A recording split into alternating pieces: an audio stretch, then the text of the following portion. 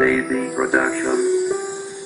Cảm ơn trời đã ban cho con có một người mẹ hiền vĩ đại. Tuổi đời 17 ăn chơi lêu lỏng, con chưa bao giờ suy nghĩ lại. Lời hay ý đẹp mong con lên người, chưa bao giờ con nghe và thực hiện. Con chỉ muốn nghe hai từ tha thứ, ngay bây giờ sẽ trở thành hiện thực. Hình ảnh mẹ hiền dãy nắng dầm mưa mãi mãi khắc sâu trong ký ức. Mong con nên người có cuộc sống tốt, muốn con nên người có trí thức. Nhưng đó con hư luôn bỏ ngoài tay khiến cho mẹ buồn và thất vọng. Cuộc sống khốn khó khiến con luôn hỏi tại sao ông trời quá bất công. Cuộc sống hỗn độn đã khiến đứa con của mẹ thay đổi đi rất nhiều. Cặp tành cà phê cho đến rượu chè trở thành một đứa con bất hiếu. Và theo điệu viết và dòng cảm xúc, con có thể viết ra một bài nhạc. Đó là những lời mà con muốn nói chứ không đơn giản là một bài hát. Vì bài nhạc này con viết ra là để dành riêng cho mẹ. Mượn điệu viết buồn để con nhận lại tất cả lỗi lầm lâu nay chơi nhẹ.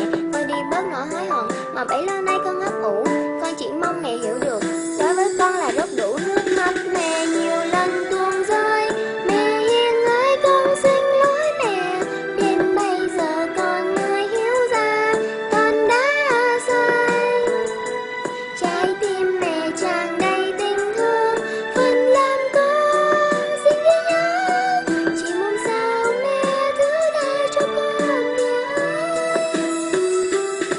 Giờ bỗng một ngày khi nghe được tin là mẹ hiền đang lâm bệnh, nhưng vẫn đi làm nuôi con ăn học, mẹ quên đi cả bản thân mình. Giờ có hối hận thì cũng được gì khi mà mẹ không còn mạnh khỏe. Khối u trên não còn chưa phẫu thuật nhưng mẹ vẫn cố gắng mạnh mẽ. Gánh nặng gia đình là đứa con hư, nó vẫn luôn là một trở ngại. Con chỉ muốn mẹ luôn được hạnh phúc, mong mẹ được tươi cười trở lại. Cảm thấy hối hận chỉ biết xin lỗi vì bấy lâu nay con lỡ dại đã khiến hàng mi của mẹ ướt đẫm, đêm đến lại nghe tiếng thở dài.